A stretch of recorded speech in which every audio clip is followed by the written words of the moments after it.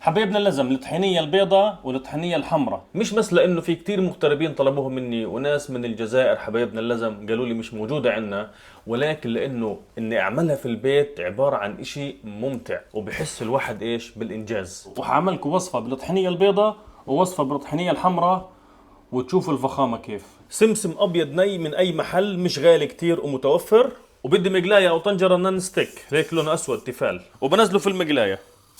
هلقيت للطحينية البيضة بديش ياخد لون، بس بدي اسخنه 3-4 دقايق لغاية ما ابدأ اشم الريحة فقط. اول ما اشم ريحته بطفي عليه النار وبشيله على جنب. لذيذ السمسم لونه حلو.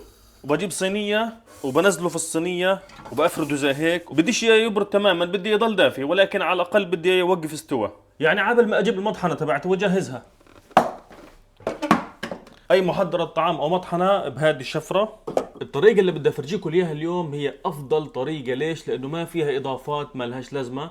في ناس عشان يزودوا الكمية او لانه السعر السمسم عندهم غالي كتير بيستعملوا كمية سمسم وكمية طحين، بحمصوا الطحين كمان وبزودوا زيت. فانا اليوم بدي اعملكم الطريقة الاصلية البسيطة ب3 مكونات بس، سمسم وزيت وملح فقط.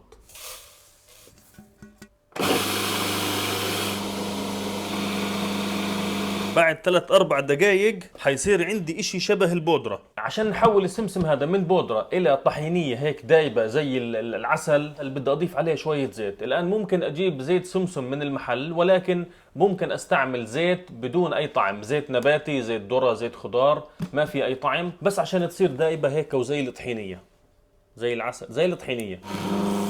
وبضيف الزيت شوية شوية.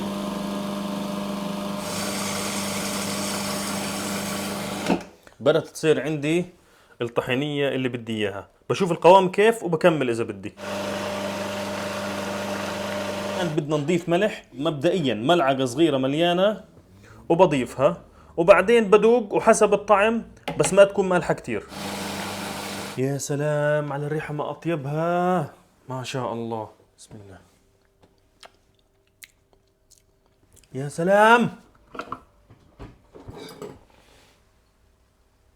شوف الطراوة، شوف الزكاوة، يا حبيبي يا حبيبي، هذا هو الشغل الصح. يا سلام، هذا هو القوام البيرفكت اللي ممتاز 100%. هذه الطحينية البيضاء ايش استعمالاتها؟ انتوا عارفين بستعملها دائما في فيديوهاتي، مع فيديو الفلافل اللي عملتها، سندويتش الكبدة، شاورما اللحم، يا سلام مع شوية زبادي وليمون، فخمة جدا جدا. ولكن أنا عندي وصفة تعلمتها مؤخرا من شاب صديقي شيف اسمه كريم، من صفحته على الانستغرام، بيبعت رسالة لأمه أم خليل حبيبتنا اللزم، بقولها إيش أطبخ، فبتبعت له تسجيل صوتي فويس نوت إنه اعمل هيك هيك هيك. قص بصلة بتشتشون هيك بخليهم يدبلوا لحتى ما يتركني طحينة مع حامض لذيذة أم خليل وشاطرة، جربتها وعجبتني كتير. بسيطة جدا، بجيب السمك هذا بنقعه في مية بخليه يدوب، بعدين بقطع مربعات صغيرة، بحط عليه شوية ملح، فلفل أسود وليمون وشوية بهارات اللي بدي إياها، وبحطها في الفرن. وبعدين في طنجرة بنزل بصل وبنزلها بالطنجرة، بنزل معها شوية زيت، وبعدين على جنب بجيب الطحينية البيضة هذه وباخذ منها شوية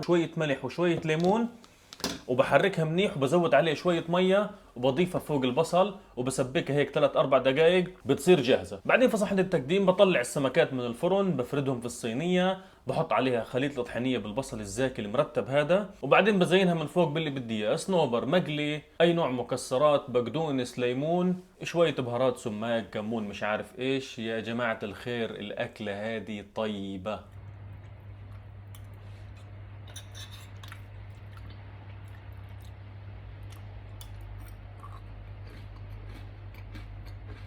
سلم ايديك يا ام خليل. هذا اشي بسيط جدا ومتعودين عليه ومتوفر يمكن لاغلبنا، بس عشان الواحد يعمله في البيت بيعطيك شعور فاهمين انتوا علي كيف؟ فاهمين صح؟ انا مبسوط جدا. هاجت بدي افرجيكم الطحينيه الحمراء، احذروا ايش بدي استعمل.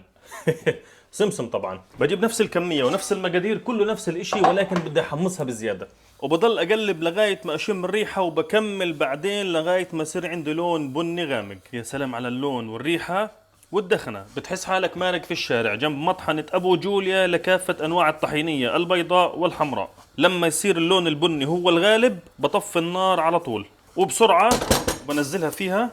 خليني أحطها على الشباك تبرد لأنه عندي مشوار مستعجل. شوفوا الحبيبات السمسمية هذه كيف رح تتحول لطحينية زي العسل. بتشبهن بينة بتر. يا سلام، اصلا هيك بتنعمل بينة بتر يا جماعة الخير. زبدة الفول السوداني هيك بتنعمل تماما. حمص الفستق، الفول السوداني، واعملوه بنفس الطريقة. شايفين الابداع يا جماعة الخير؟ طلعوا اللون ما ازكاه. الان كيف بتتاكل هذه؟ في كتير وصفات للطحينية الحمراء، ولكن انا بدي احكي لكم على الوصفة اللي انا بحبها وبعشقها جدا جدا، واخذتها من اهلي واخوالي خصوصا، اللي هي البابا غنوج اللي بنعمله دائما. البتنجان المشوي على النار، نفس الاشي بشوي البتنجان زائد بندورة، بدق في الزبدية ديرستوم والفلفل كمان، بعدين بنزل البتنجان بعد ما اقطعه، وبعدين بنزل البندورة بدون القشر تبعها، بحط رشة ملح وليمون، بحط كمية منيحة من الليمون، وبحط الطحينية الحمراء. الطحينية هذه الرائعة جدا، وبحرك الخليط وباكل مع شوية صغيرة زيت زيتون، وبضل اضيف ليمون قد ما بدي.